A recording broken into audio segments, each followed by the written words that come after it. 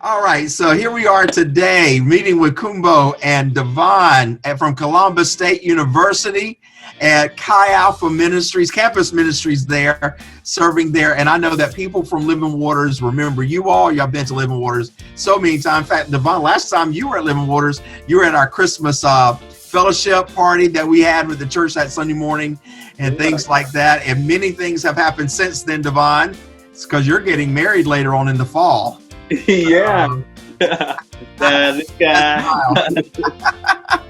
And so all that is going on, and so a lot of changes have been taking place. How are both of y'all doing this spring? I know that we've gone through a lot of changes, and I've got a lot of questions to ask you all regarding all the different things, the changes that are taking place at Columbus State. But how are you two doing throughout all of this pandemic that's going on? Go first. All right, okay. Honestly, it's kind of like a whirlwind a little bit, and I say that just all the changes to how we do ministry and just our daily routine is just kind of jacked up, honestly. But from that, kind of just learning how to kind of slow down a little bit, to not just veg out and watch TV shows, but kind of come back to the center of Jesus and like pressing into Him, pouring into Him. And that's been a good way for me to kind of have a sense of steadiness, I would say.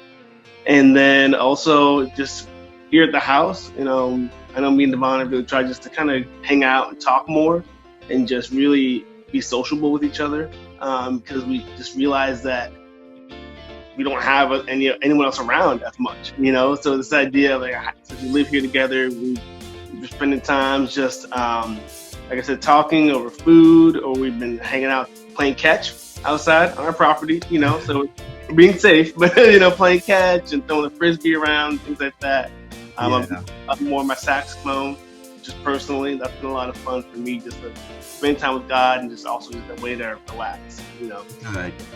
How has the pandemic affected how you're doing ministry now? How has this changed the way that you're doing ministry? Because I'm assuming all of the students have departed the campus, but that doesn't mean that ministry stops. And that's one thing people have to understand is I know that there's a phrase out there a lot that, the church has left the building per se, and this is probably a good thing for the church anyway, for us to kind of shake things up and be able to do that. But how has this pandemic affected how you're doing ministry? Yeah, no, that's a really, I love that question, because you mentioned something just about how a lot of students are not on campus anymore. For majority of them, that's true.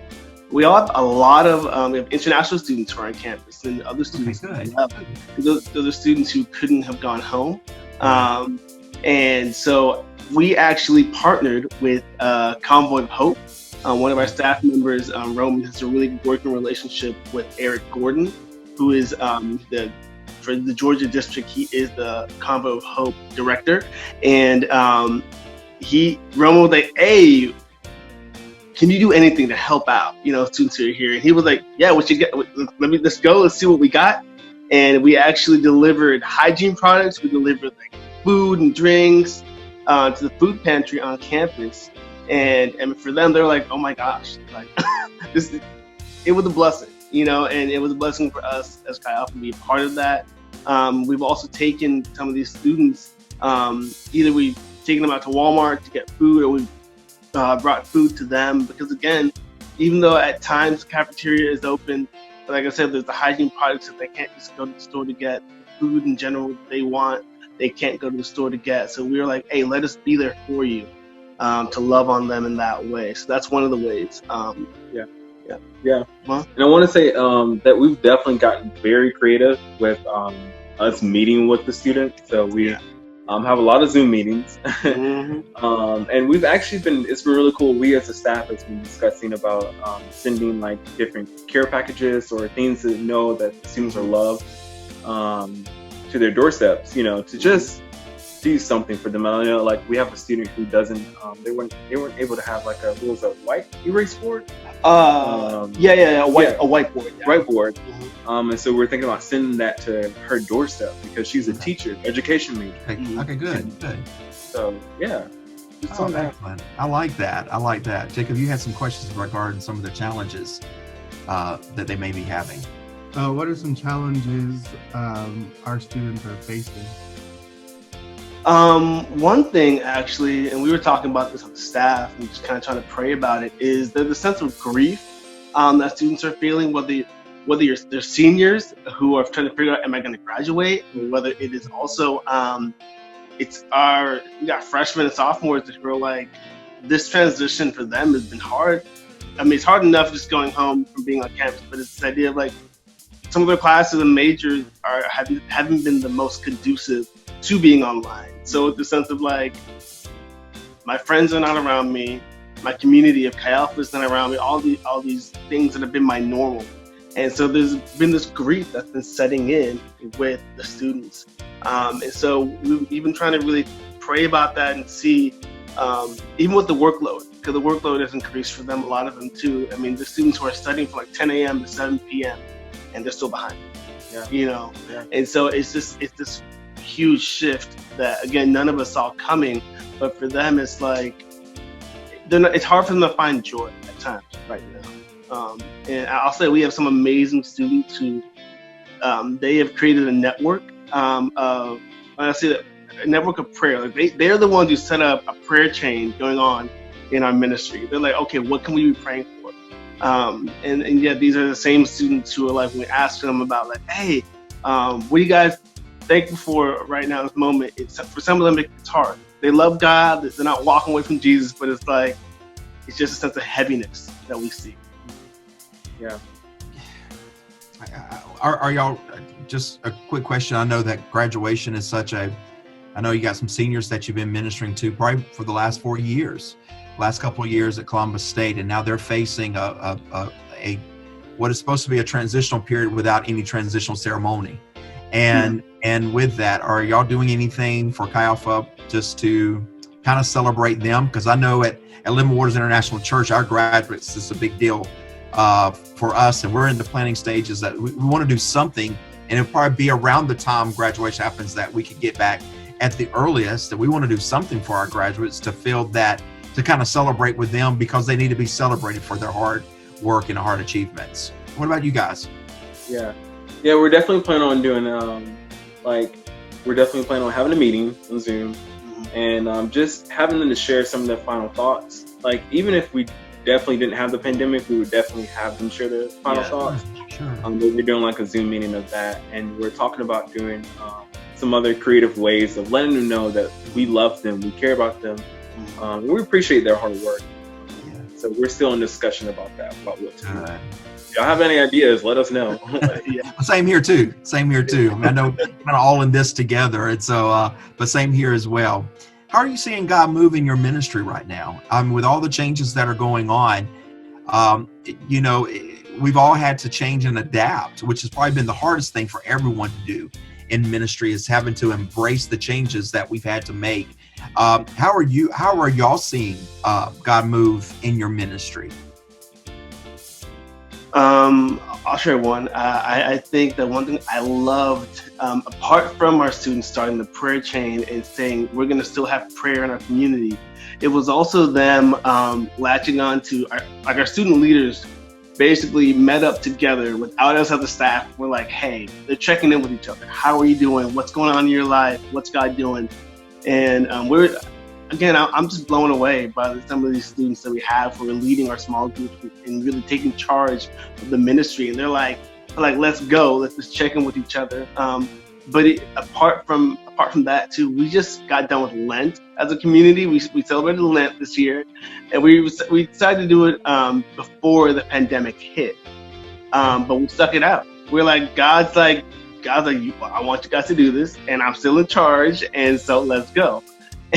And so it was hard, but to see students come out of it and they're like, oh my gosh, God is so good. I feel God's presence, and God is calling some of them to continue to give up some of those things for a longer term.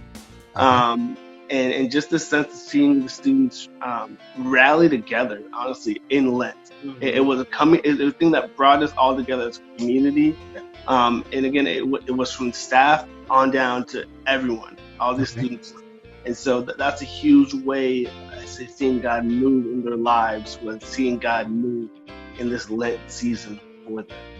Yeah, good. Jacob, you got a final question you'd like to ask? How is God moving in your lives personally? Yeah. I would say for me personally, God has been, I think this semester, started from January to like April now. God is just saying like, keep going, keep pressing forward, be faithful to the end, and just rely on me, because there's been a lot of like ups and downs throughout the semester, and then the whole big pandemic. It's just like, whoa, what do we do now? So I would say God is definitely saying, trust me, I got you, and take one day at a time. Yeah. I would say for me, it's kind of similar, honestly. The sense of God saying, I'd say one thing, especially last week, I just felt God's presence just really richly and fully in my devotional times, and I feel like God has been talking to me about a couple things. That same sense of slow down and just be with me, trust me. And God was like, if you want intimacy with me, it's really simple. Just be with me. And I'm like, what do you mean, be with you? And God's like, no, just be. And I think that's some of the hardest things that we have right now, sometimes, just to be with the Lord. Whether it's because there's stuff on the news, stuff in our personal lives. I think God was just calling me to say, just be with me. You want to grow, whether it's confidence of a person or in ministry, whether it's just in other areas of your life, just be with me. And so honestly, that's something I've been racking my brain around, even going into this week. I'm like, okay, God, I'm just going to stop thinking a little bit and just learn how to kind of be with you, learn how to love you more this time. And it's not just get excited about small things, It's throwing the ball around with Devon. God's like, yeah, just be you. Let me just end this time saying thank you to both of you all for your friendship and your partnership with Living Waters. I really appreciate that. I also want to just say a personal thank you to Khumbo. About 2 months ago, you sent me a text and just said I was on your mind and you were praying for me, and it meant a lot to me that you did that. And so I really do appreciate that. That meant so much to me when you reached out to me. Still waiting for my prayer request from Devon and prayer.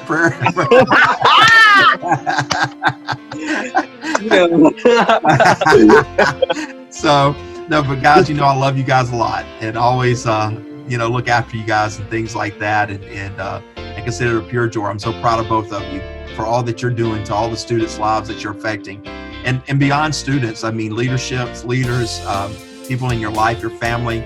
You're affecting a lot of people around you more than you can realize. And there are many crowns waiting for both of you up there. So God bless you both. Thank you for this time.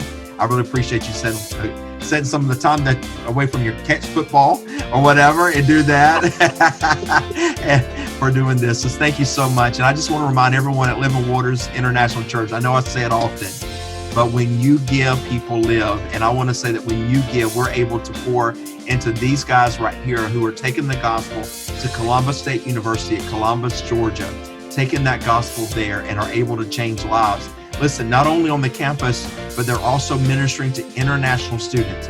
And eventually those international students, they will go back home and affect their nation, and praying that whatever their impact is, it's going to be an eternal impact, not only on their lives, those international student lives, and the students that will remain here in the United States, but for eternity of many people that they touch for the next several years on into the eternity. So thank you so much, Living Waters, for what you give. So when you give, this is what we're showing you, that people truly are able to live. Thank you, Khumbo. Thank you, Devon. Thank you so much for your time. God bless you both. Y'all take care. You too. Bye.